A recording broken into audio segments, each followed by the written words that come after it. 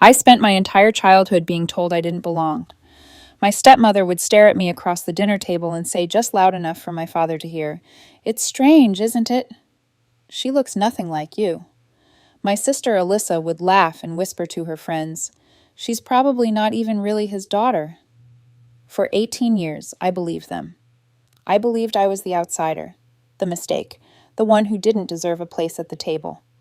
So when my father died and Alyssa stood up at the will, reading her voice dripping with false concern, and demanded I take a DNA test to prove I deserved any of this, I wasn't surprised. What surprised me was when the lawyer opened the results. The room went silent. Alyssa was smiling, waiting for her victory.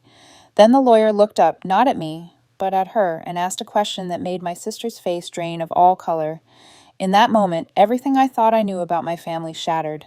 Have you ever discovered that the person pointing fingers was hiding the biggest secret of all? My name is Candace Harper.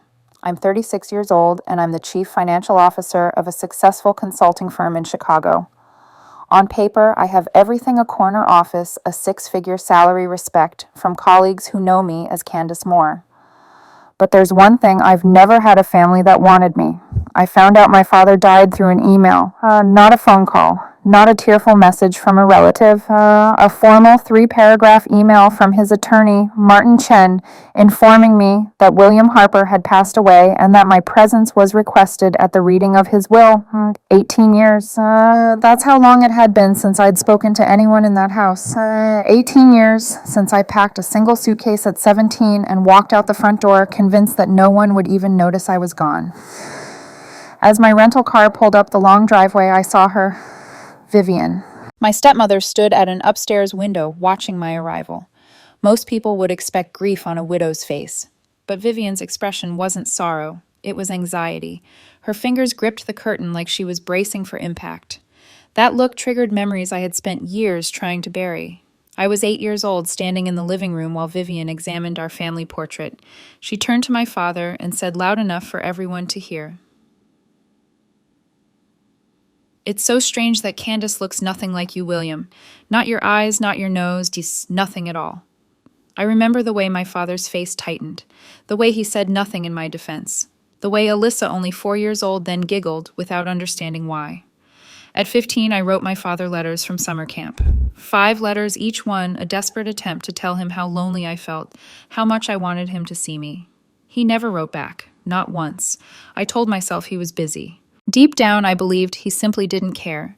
And at 17, I accidentally walked into his study and found him crying. He was holding a photograph of my mother, my real mother, who died when I was 3.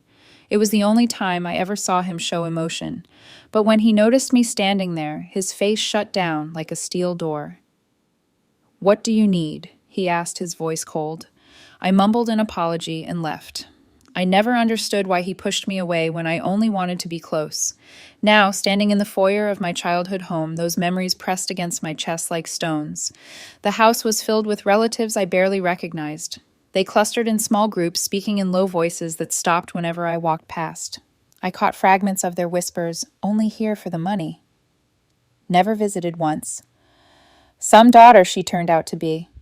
Vivian stayed glued to Alyssa's side, the two of them whispering constantly. My sister had grown into a polished, confident woman, everything I apparently was not. When she finally addressed the room, her voice carried the authority of someone who had never doubted her place in this family. "Before we read Dad's will," Alyssa announced, "I think we should address the elephant in the room. Candace should take a DNA test to prove she's actually Dad's daughter." The room murmured its approval. I watched Vivian nod eagerly, too eagerly. Something about this felt rehearsed, planned, a trap I was walking into with my eyes wide open, so I did the only thing that made sense. "I'll take the test," I said calmly. "But the will mentions biological children. To be fair, shouldn't all of us claiming inheritance be tested?" Alyssa laughed. "Fine by me. I have nothing to hide." But in that moment, I saw something flash across Vivian's face, just for a second. Something that looked almost like fear. And across the room, my grandmother, Eleanor. My mother's mother, the woman. Vivian had pushed out of our lives decades ago, caught my eye, and gave me the smallest nod, as if to say, "Finally." It's time. The days that followed were some of the longest of my life. I stayed at the house sleeping in a guest room that felt more like a holding cell. The DNA results would take a week, and until then I had nowhere else to go. Part of me wanted to leave immediately to escape the suffocating atmosphere of whispers and pointed looks, but something kept me there. Maybe it was my grandmother's nod. Maybe it was the flicker of fear I had seen on Vivian's face. Or maybe after 18 years of running, I was finally ready to stand my ground. My father's funeral was held on a gray Tuesday morning. Alyssa had taken control of every detail, and she made sure I knew my place. When I arrived at the church, I was directed to a seat in the back row behind distant cousins I had never met. The funeral program was printed on expensive cream paper, listing the Harper family members in elegant script. I found my name at the very bottom in small print under a section labeled Other Relatives. Not daughter, not family, just other. Vivian delivered the eulogy. She stood at the podium in a black designer dress, dabbing her eyes with a lace handkerchief as she spoke about her beloved husband and our devoted daughter Alyssa. She talked about family dinners and holiday traditions, about the life they had built together. She painted a picture of a happy home, a loving marriage, a perfect family. She never once mentioned my name. It was as if I had never existed at all, as if the first 3 years of my father's life as a parent, the years with my mother, the years with me, had simply been erased. I sat in that back row and felt something cold settle in my chest. Not sadness, not even anger. Just a quiet, bitter confirmation of everything I had always suspected. I was never meant to be part of this family. I was just a reminder of someone Vivian wanted everyone to forget. After the service, as the crowd moved toward the reception hall, I felt someone press a piece of paper into my hand. I looked up to see Rosa, the family housekeeper. She had worked for my father for 15 years, and she was one of the few people in that house who had ever shown me kindness. She squeezed my fingers briefly, then walked away without a word. I unfolded the note carefully, shielding it from view. The handwriting was shaky, but clear. Mr. Harper's study, 3rd floor. He wanted you to see it. I have the key. I found Rosa in the kitchen an hour later washing dishes while the reception continued in the other room. She dried her hands and looked at me with tired eyes. Your father kept that room locked for years, she said quietly. He told Mrs. Vivian it was for confidential company documents, that it had a special security system. She tried to find the key many times, but she never could. Your father kept it at Mr. Chen's office in the safe. Rosa paused, and I saw something painful cross her face. After his stroke 8 years ago, your father could not speak properly for a long time. Mrs. Vivian, she controlled everything. Who could visit? What phone calls he could take. She screened his mail, his messages, everything. He was like a prisoner in his own home, and there was nothing any of us could do. She reached into her apron pocket and pulled out a small brass key. Mr. Chen gave this to me after your father passed. He said you should see what is inside, alone. The 3rd floor of the house had always been off limits when I was growing up. I climbed the stairs slowly, my heart pounding with each step. The hallway was dim, the air thick with dust and silence. At the end of the corridor, I found the door. It looked ordinary, just another wooden door in a house full of them. But when I turned the key and pushed it open, I stepped into another world. The room was a shrine. That is the only word for it. Every wall was covered with photographs of me. Not the kind of photos you find on social media, but professional surveillance shots taken from a distance. Me walking to work. Me at a conference. Me laughing with colleagues at a restaurant. There were newspaper clippings about my career achievements, printed articles featuring Candace Moore, CFO. He had tracked my entire adult life without me ever knowing. On the desk, I found a thick file folder. My hands were shaking as I opened it. The first document was a DNA test dated 12 years ago. I read it 3 times before the words sank in. The test showed that Alyssa Harper had no biological relationship to William Harper. My sister was not my father's daughter. Below that were medical records from when Alyssa had needed a bone marrow transplant. A note from the doctor explained that William had volunteered to be a donor, but testing revealed he was not a genetic match. That was how he had discovered the truth. There were trust fund documents showing that my father had been sending me money for 10 years through Martin Chen. I remembered that money. I had thought it was a grant for women entrepreneurs. I had applied on a whim and been shocked when I was selected. It had helped me survive my first years in Chicago when I had nothing. It had never been a grant. It had been my father watching over me from the shadows. There were divorce papers signed and finalized 5 years ago. My father had divorced Vivian. But for Alyssa's sake, he had allowed them to continue living in the house. And then in a separate envelope, I found something that made my throat close up completely. Dozens of letters still sealed addressed to William Harper in my own teenage handwriting. The letters I had sent from summer camp. The letters I thought he had ignored. Someone had hidden them from him. He never even knew I had written. But somehow eventually he had found them. In the center of the desk, placed as if waiting for me, was a single letter in my father's handwriting. The script was shaky and uneven, clearly written by a hand weakened by illness. It was dated 2 months before his death. I picked it up and began to read. My beloved Candace, I have failed you in ways I can never fully explain. When your mother died, I was broken. Vivian appeared, and I was too weak to see what she really was. By the time I understood, it was too late. 12 years ago, I discovered that Alyssa is not my biological daughter. Vivian had been pregnant by another man when we met. She lied to me for 20 years. I wanted to tell you immediately. I wanted to bring you home. But then I had the stroke, and Vivian took control of everything. I could not speak. I could not write. I could not reach you. By the time I recovered enough to act, I was afraid you would reject me, that I had lost you forever. So I did what I could. I watched over you from a distance. I sent you money through Martin. I collected every piece of your life I could find. I kept your letters, the ones Vivian hid from me, and I read them every night, hating myself for my silence. The will is my last act, my only way to give you what you deserve. I am sorry I was never brave enough to fight for you when I could. I hope this can be enough. Your father who loved you always. The letter ended mid-sentence. He died before he could finish. I was still holding the paper tears streaming down my face when I heard footsteps in the hallway. I grabbed the most important documents and turned just as the door swung open. Alyssa stood in the doorway, her face pale. Her eyes moved from my face to the papers in my hands, and I watched the color drain from her cheeks.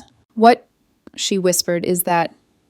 For the first time in 18 years, I saw genuine fear in my sister's eyes. Fear of something she did not even understand yet. I did not answer Alyssa's question that night. I simply gathered the documents, walked past her frozen figure, and locked myself in my room. She did not follow me. She did not demand an explanation. Perhaps some part of her already sensed that the truth would destroy everything she believed about herself. The next 3 days passed in heavy silence. Alyssa avoided me completely. Vivian watched me with barely concealed panic, trying to gauge how much I knew. And I waited, saying nothing, holding my cards close until the moment they would matter most. The will reading was scheduled for Friday morning at Martin Chen's office downtown. The room was small but elegant with leather chairs, arranged in a semicircle facing Martin's oak desk.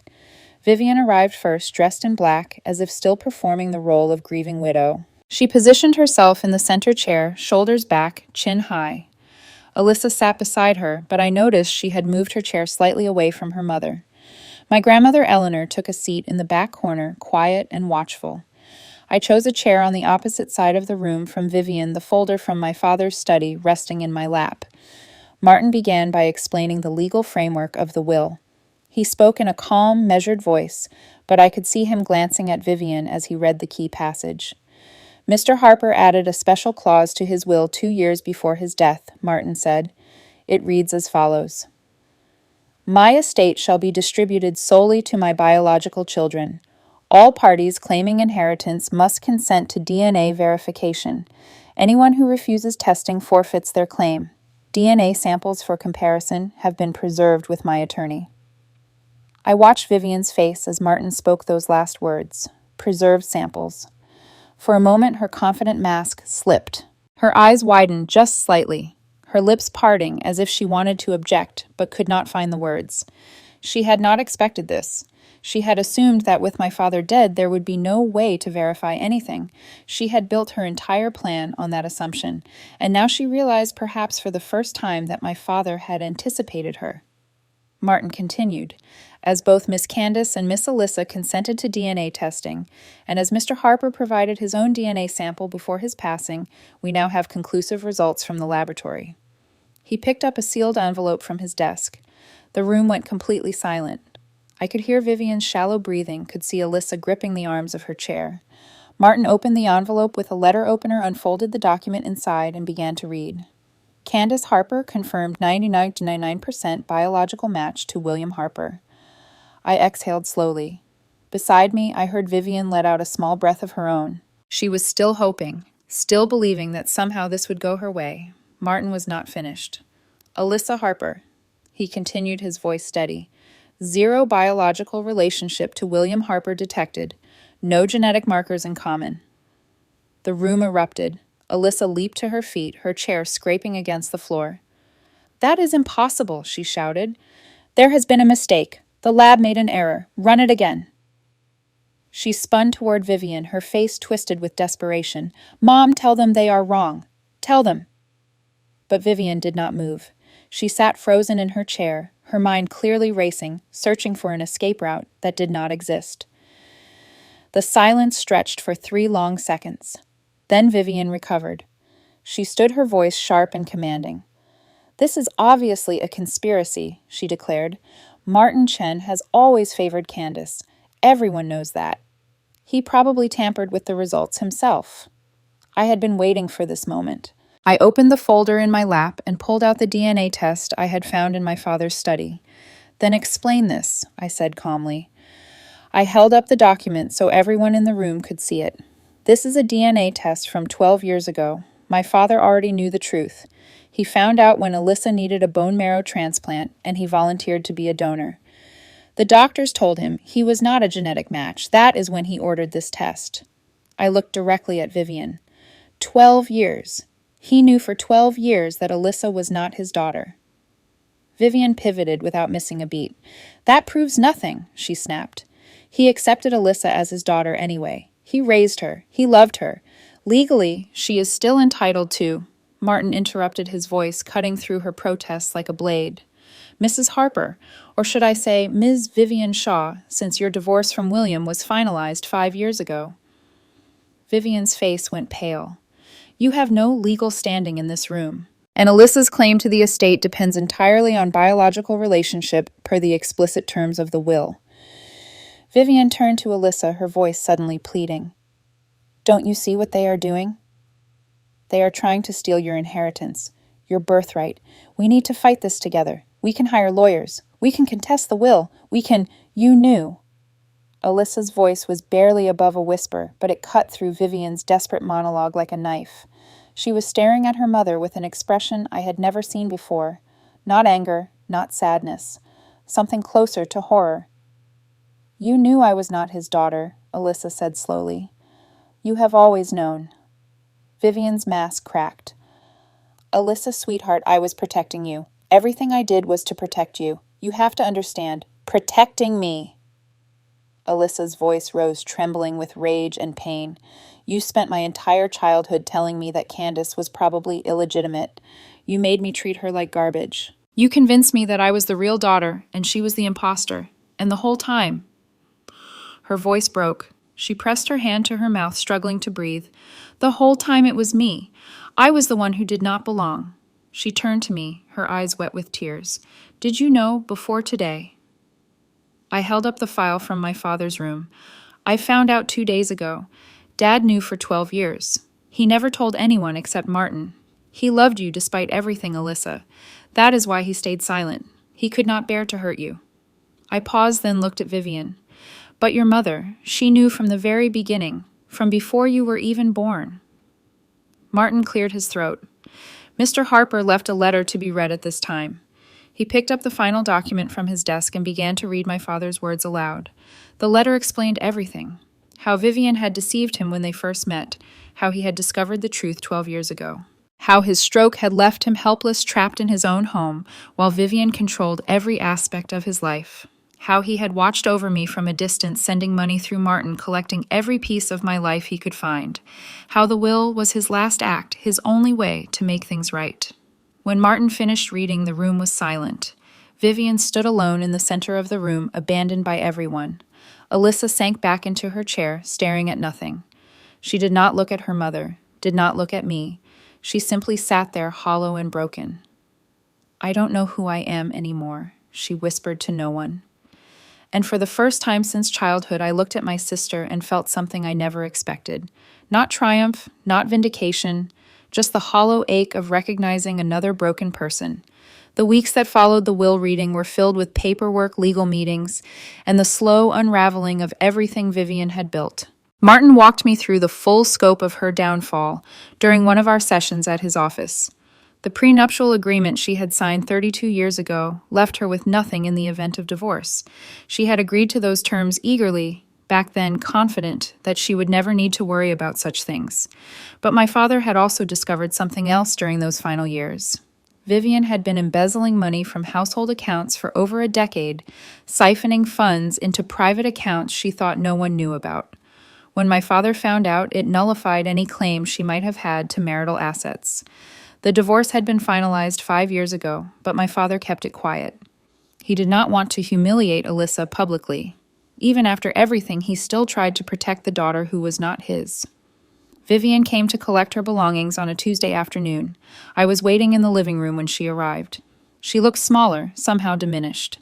The confident woman who had controlled this household for 3 decades was gone, replaced by someone desperate and grasping. She tried one last time to manipulate me. "Candace, please," she said, her voice soft and pleading. "I made mistakes. I know that. But I was just trying to protect my daughter. Surely you can understand a mother's love. Surely you can find it in your heart to—" I cut her off. "You spent 30 years systematically destroying my relationship with my father. You hid my letters so he would think I had forgotten him. You poisoned my sister against me so I would have no ally in this house. You isolated my father after his stroke and controlled him like a prisoner. And you let me believe I was unwanted for my entire childhood." I paused, letting the words settle between us. "The only reason I am not pursuing criminal charges for financial fraud is because my father apparently did not want that.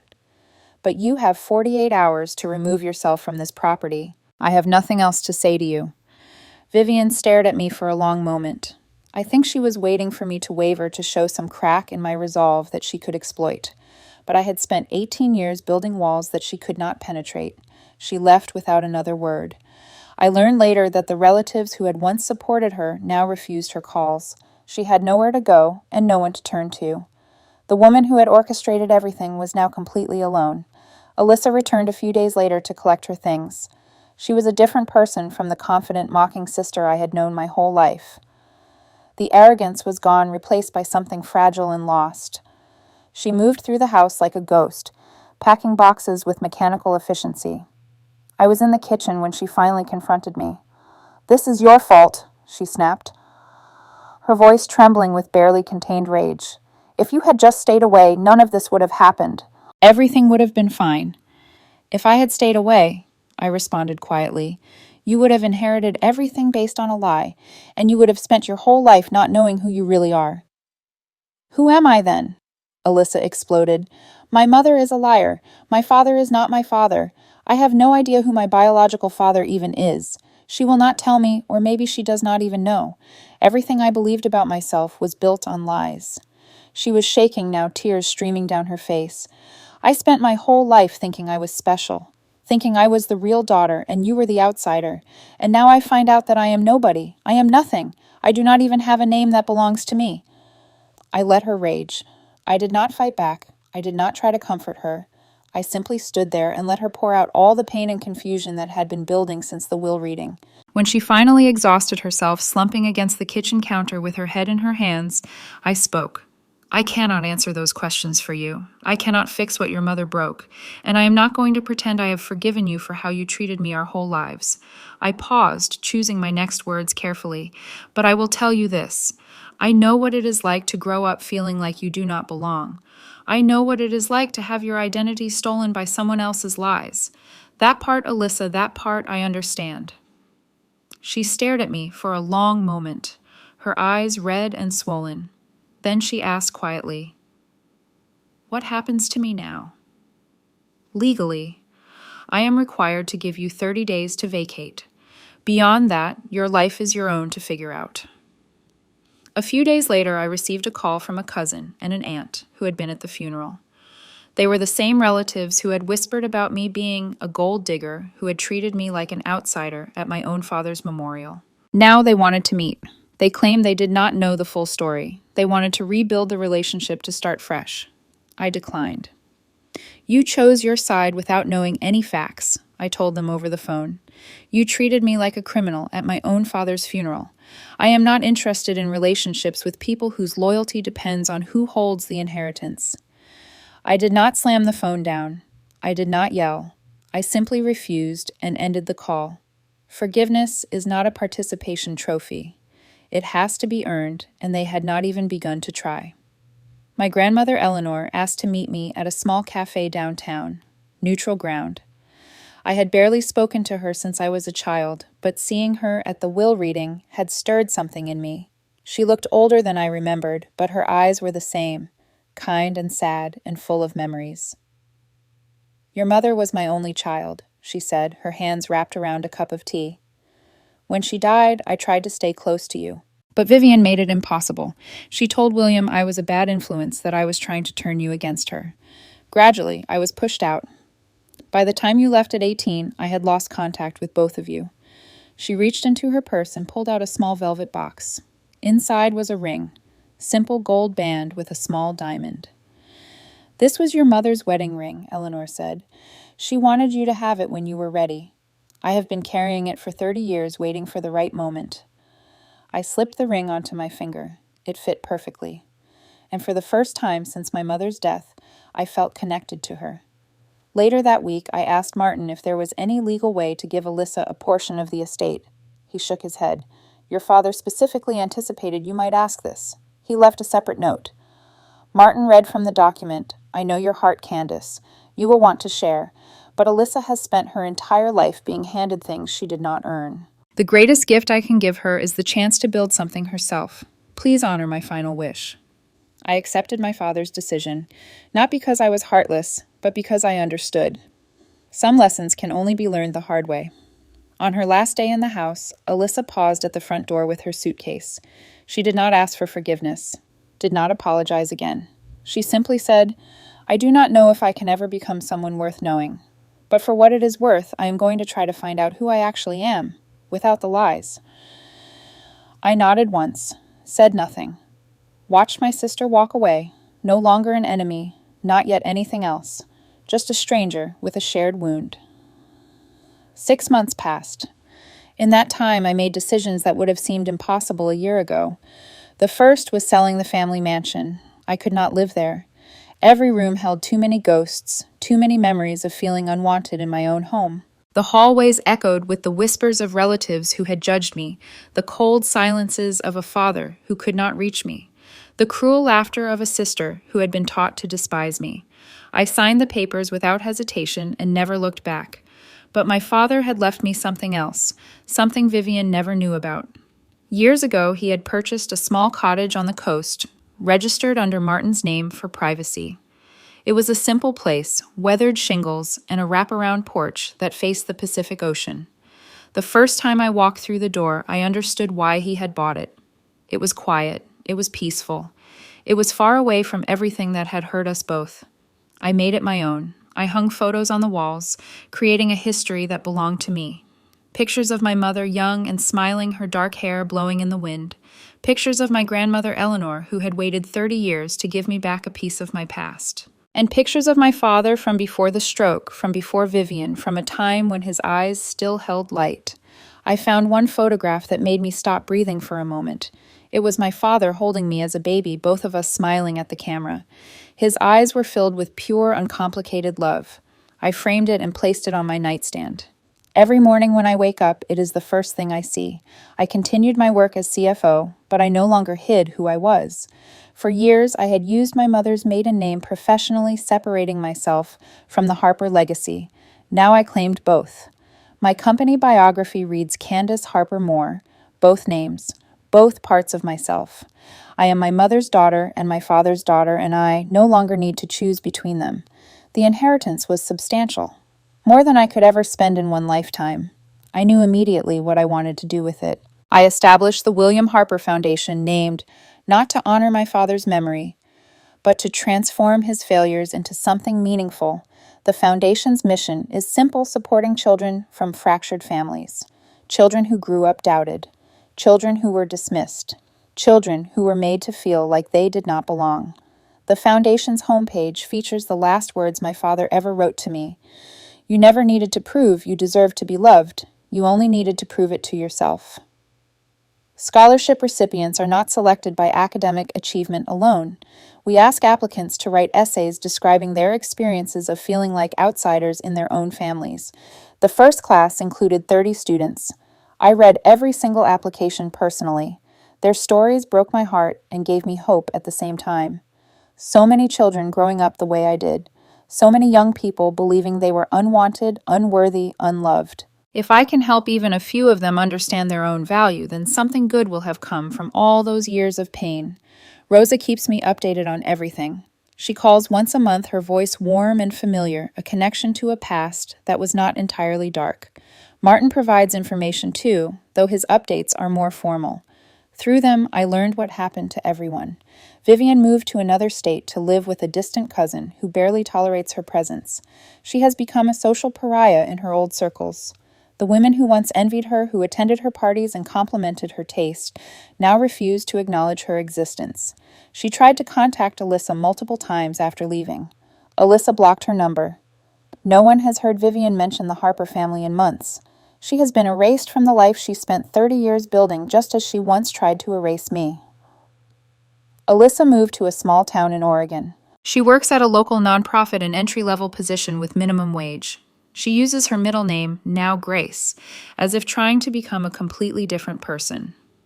Rosa heard through a mutual acquaintance that she is in therapy working through decades of manipulation and lies. She is also trying to find her biological father, but Vivian refuses to reveal his identity. Perhaps she genuinely does not know. Perhaps it is her final act of control over a daughter who no longer speaks to her. 3 months after leaving the house, Alyssa sent me a letter. It arrived on a Tuesday afternoon, her handwriting careful and uncertain on the envelope. I opened it slowly, not knowing what to expect. I am not writing to ask for anything. The letter began. I just wanted you to know that I am trying. I am learning how to be a person without the lies I was raised on. I do not expect you to write back. I do not expect forgiveness. I just thought you deserved to know that your words mattered. What you said about knowing what it feels like to have your identity stolen.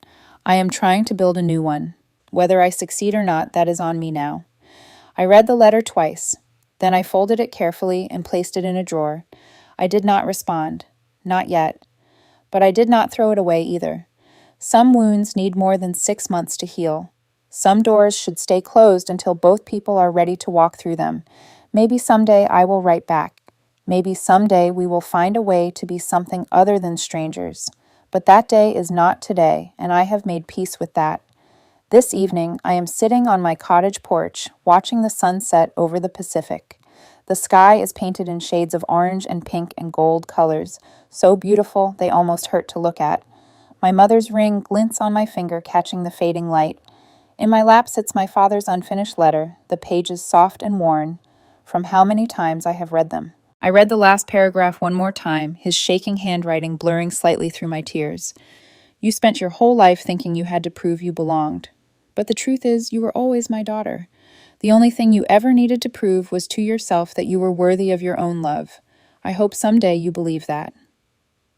I fold the letter gently and hold it against my chest. The ocean waves crash against the shore below, steady and eternal. The wind carries the scent of salt and pine. And finally, after 18 years of silence, I speak the words I have been carrying all this time. I do, Dad. I finally do. I stand slowly, taking one last look at the horizon where the sun is slipping beneath the water. Then I walk inside my home. My home. Not the house where I grew up feeling unwanted.